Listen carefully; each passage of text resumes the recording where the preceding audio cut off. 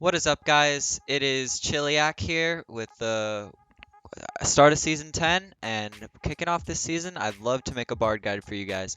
So Bard has been my favorite champion for probably a year now. I have recently switched over to him full time and have maintained steady diamond ranking. This is going to be everything you need to know about Bard going into Season 10. Let's get into it.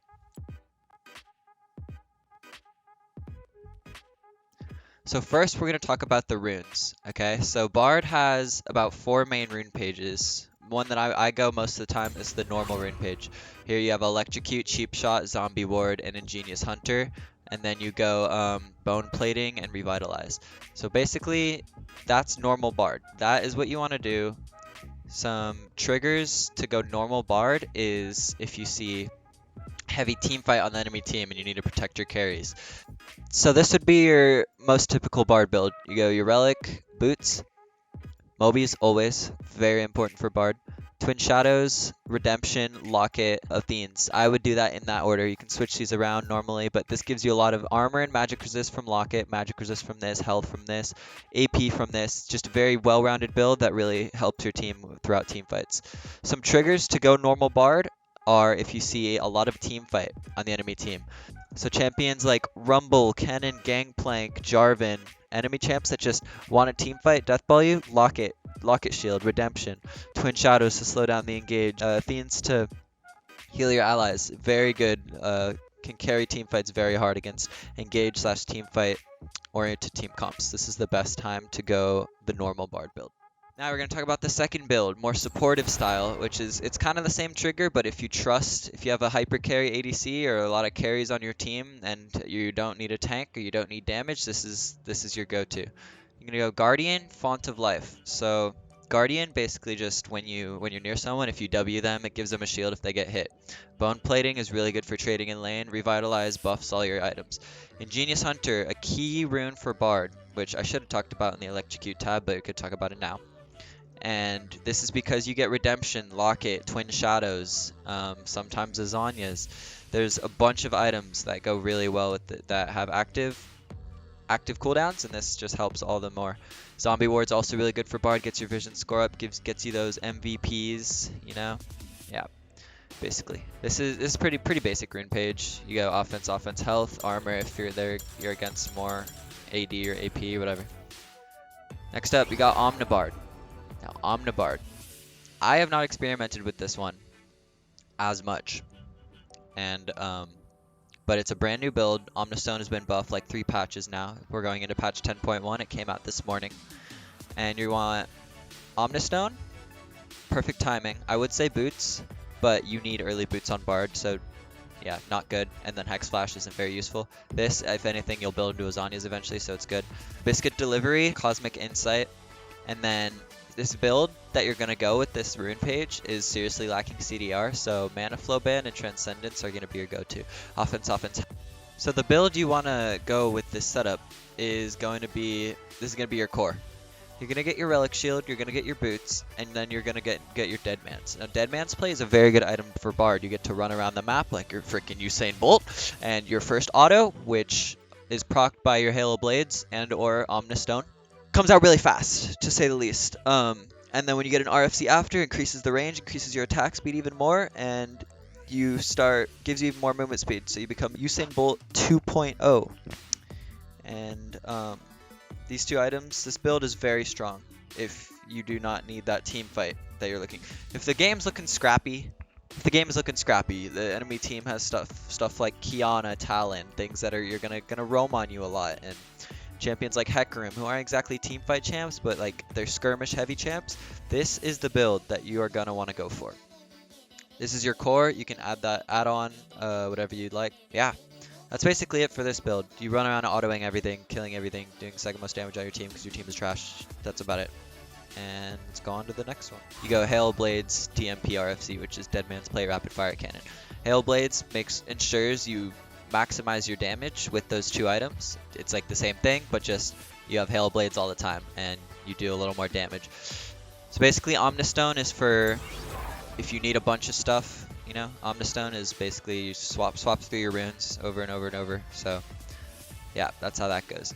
There's one more rune page that we'll talk about right now. Alright guys, so this is the last rune page. I call it Snow Day Bard because you can only run with the Snow Day skin. Basically, it just makes you super annoying. So you got the Glacial Augment, Perfect Timing, Biscuit Delivery, Cosmic Insight, and then you got, once again, the Zombie Ward, Ingenious Hunter, Adaptive Health, Armor, whatever. For the Glacial Augment rune setup, this is going to be your core. You're going to get your support item, your boots, and you're going to get a Twin Shadows. This item opens up a lot of playmaking potential, gives you good movement speed, gives you good CDR, gives you some AP, and allows you to get picks across the map. Next, you either want to go Zhonya's if they have a lot of AD on their team, or things that can kill you, or like Zhonya's countering champs, such as Karthus, Zed, Vladimir. And then you're going to want to get a GLP. This build gives you a lot more AP than the other ones, and it also gives you a lot of utility. I like to go this build when you are lacking CC, which is what I already mentioned before, but I'm mentioning it again because it is the only time that I really go this build, if I'm lacking CC or if we're lacking magic damage. So that's basically it. You can throw another thing in there, get an Ardent Sensor maybe for some more AP and support stats. All of these items are useful on Bards, so it does not really matter which one you slot in for your 6th item. And that'll be the end of the runes. Alright guys, so here we are hopping into a practice tool of Bard just to show you some combos you can pull off, both in lane and later in the game. So first of all, we're going to talk about Bard's passive, which include these little chimes and these little penguins. They're not usually penguins, but with this skin, they're penguins and they're golden and they're so cute. Sorry, I'm getting sidetracked. Anyways, so Bard picks up these chimes around the map. They appear randomly, kind of randomly. There's a way you can kind of manipulate where they spawn. So each one you grab gets you one chime closer to a Meep upgrade. Meep upgrades enhance your autos. So right now, Meeps currently deal 47 damage. That's all they do. So once I get more chimes, I need 3 more to upgrade. It'll apply a 1-second slow and deal 15 more damage. So Bard technically has infinite scaling with these because he can just keep getting chimes the longer the game goes, and his attacks keep getting stronger. This passive is most of Bard's damage, believe it or not. That's why the rapid fire cannon build works. That's why Hail Blades is good on him. That's why Electrocute is good on him, because one auto actually counts as 2 Electrocute procs when you have a Meep, or 2 out of the 3 Electrocute procs. As you can see, I'll hit someone with 1 auto and a Q, and it procced Electrocute, even though it was just 1 auto and 1 Q, because the Meep does, this passive Meep that you throw at them does count as an Electrocute proc. So that's basically it, but there is a way you can manipulate where these spawn, and it might be worth it to leave them up. Also, let it be noted that when you do grab a chime, the time that you grab it, you get movement speed when you're out of combat and mana back. So it's actually a really good resource in lane. So if you're chilling bot lane, you know, you're throwing out Qs, you're putting down heals for your allies, and you need mana, you can go run to the jungle real quick and find a chime. And there we go.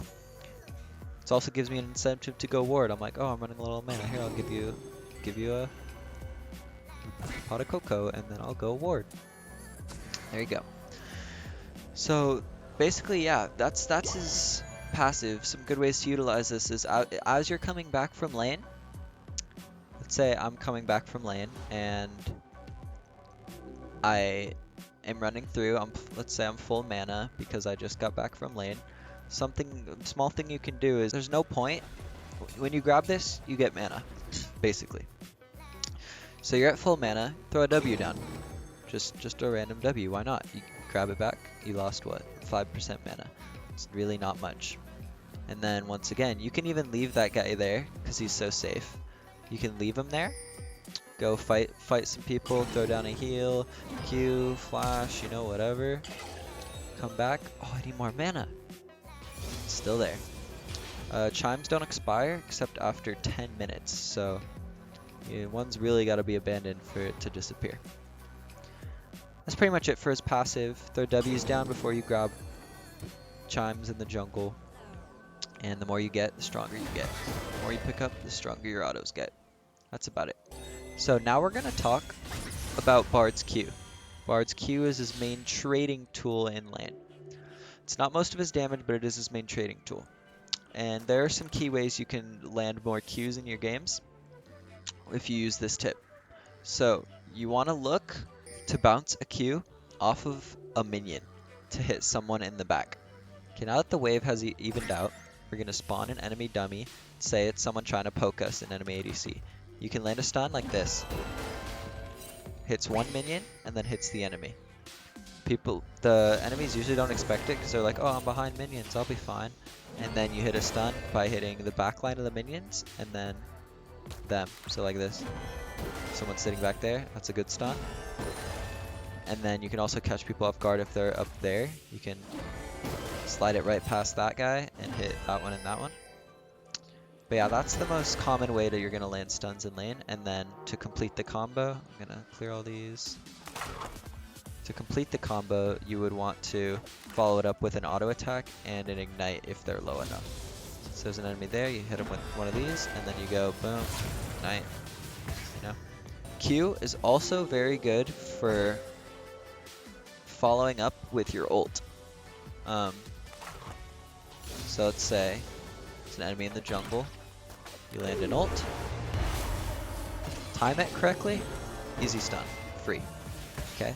This also works with multiple enemies. So let's say you hit 2 people with an ulti, reposition, easy stun, double stun. It's really good for your team to capitalize on it. There you go, double stun.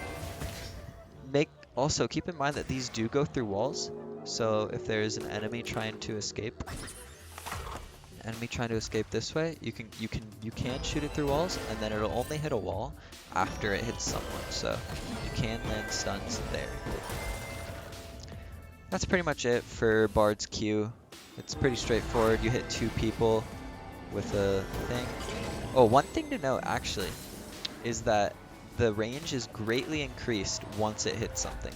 So when you see this, you don't think it's going to hit that back guy because of the range, but when you do, it actually ends up hitting him, even though the range is only goes to the first guy. Now we're going to move into Bard's W.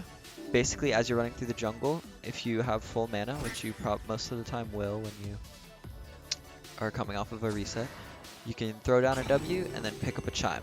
There's no consequence to putting a W down and then grabbing a chime when you have full mana, because it just refreshes it and it leaves a heal for someone in the jungle if they need it.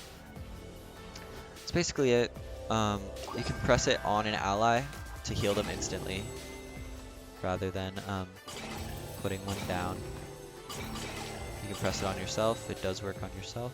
It gives people movement speed too. So something you can do early game is when your original 2 chimes start. If you're facing a poke lane, you can start W, stack 1 around 30 seconds, wait 10 seconds for it to come back up again, stack another one. You'll be down a little mana, but this is why you grab the chimes. And then I like to give a 3rd one to my jungler when he's clearing the red. And then I grab my 3rd chime. Everyone gets a heal. We have 2 for the lane that we're about to fight if it's a poke lane. And that's basically it for W, 100%. Okay, now Bard's E, probably my favorite ability of his, because there's so many things you can do with it. The one you need to know first is this one out of base. So basically you can portal out of base after a reset. This is like the furthest you can get is just a little past the inhib. So as you can see, you can open a portal just by clicking it, and you get barely past the middle of the inhib. That's the furthest I've ever gone. I've also gone to the edge of the inhib, but that's like, if you do it from here or here, it's going to be a little harder because, you know, you see that one goes all the way to the end of the inhib. It's like a little higher risk, higher reward, but it's not that big of a deal. For beginners, I would just recommend, okay, you buy your items, blah, blah, blah, blah, blah. Go to the bottom here, just spam E until it goes off. That was a pretty bad one, but it's not that big of a deal. Put a W there if you want for your teammate coming out to give him some movement speed. And yeah, that's basically it. Another thing you can do is gank with your jungler using your E. Say enemies pushed up to here. They're hitting tower. You can portal in with your jungler. You know? Do whatever. Pop off, you know? Your jungler's behind you. You portal in behind them. And 2 people come out of the wall. It's pretty crazy. Another thing you can do with this is you can ult before going into portal to set up easily. You ult, go into the portal, and then look for a stun. Yep, basically it. So that's from blue side, that's the best spot to portal in. From red side, say you're pushed under tower, there are enemies hitting your turret here. This is probably the best one, the best side to be on for Bard, just because you can do this. You can portal in behind them right here. Boom. This is assuming this isn't your turret. I mean, this is your turret, obviously. Assuming that this is your tower, you can gank behind them. Another good portal is all the way through here. Helps you escape from bot lane situations easily. Let's say me and my ally, me and my ADC are pushed up to here, duking it out, and we get ganked from here. Well, you can just say, later bro, see you in the jungle, and give us time for our teammates to catch up with us. So actually this is another magical journey trick you can do with Bard that have to do with the alcove. It's pretty cool. You can actually portal out of the alcove to your tower. Like, let's say we're being ganked. Me and my ally are up here, we're being ganked. What I do is I ping spam them to come down here. I ping on my way, on my way. I don't really flash, but portal out. It's pretty much a guaranteed escape every time. And then another thing you can do is if you're up here hitting tower, so I'm up here hitting tower, let's go. Okay, alright, time to reset. You can portal through the wall, get to a safe place in the alcove, start recalling with your ADC. Very useful to get in and out of situations quickly. I'd say that's pretty much the best use of his E, is just portaling out of base. Oh nice, that's still there. Portaling out of base, and then portaling to get out of gank spot lane from the alcove. Some other portal spots, of course, you can gank mid. You can gank mid with this one, and then Q someone who's there. Or you can gank mid with this one, just by portaling in, queuing them through the minions. This is why Bard's good at roaming, by the way. And that's basically it for Z. Okay, now we're gonna get on to Bard's ult. Bard's ult is probably the most game-changing, in a good way or a bad way, the most game-changing ult in the game.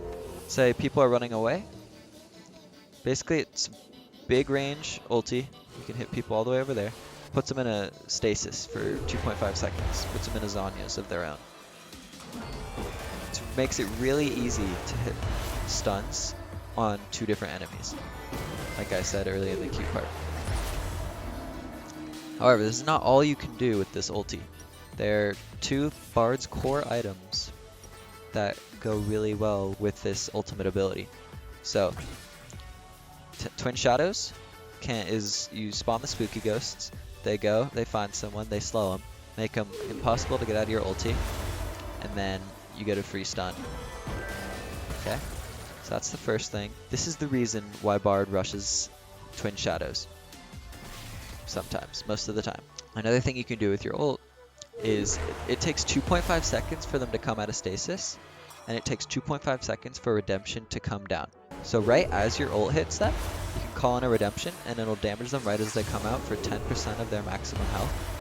Basically, you can ult a bunch of people, call a redemption down while they're in stasis, so that when they get out, they all get healed or damaged, whether if they're allies or enemies. It's a very good combo for team fights. Basically just says, hey, pause the team fight. Alright, everyone gets a heal on my team, everyone gets a damage reduction, everyone gets hurt on the enemy team. And alright, resume the fight. It's very good for team fights. Another way I like to use Bard's ult in team fights is if we are trying to focus down one target who jumps on us. So let's say the enemy Camille hops over this wall, okay, onto my ADC. I'm back here with the ADC, damaging the Camille, and I see the enemy Caitlyn walking up. Okay, I'm not gonna ult this person to try and peel, because it's hard to get my ally out of it and have them in it. So what I'm going to do is just ult whoever's back there so we can focus on this person. It's very good for focusing targets and just making sure that you can focus your damage in a fight rather than having to worry about someone else hitting you. So for 2.5 seconds or more, if I land a Q too, they are unable to participate in this team fight. Another thing I like to do is at the end of a fight, if I know that we are going to kill this person, let's say we're chasing, we're going to kill this person, I'm going to ult this person over here. We kill them, finish them off, and then we turn to this person. Gets you 2 kills pretty much for free. So I go like this, boom, boom. Top the ghosts, boom, boom. Yeah. So your ult is very good for just holding targets where they are. That's what it's made to do. I like ulting people who are not focusing, or people who we are about to focus. So that's all of Bard's main abilities. That's pretty much all the tips and tricks that I gotta give you. Bard's a very, very cool champion. He's a lot of fun to play. If you're thinking about picking him up, definitely do so. Anyways, guys, that'll be it. Thank you for watching. I hope this helps you climb with Bard in Season 10, and feel free to catch the stream at twitch.tv/Chiliac. Later, guys.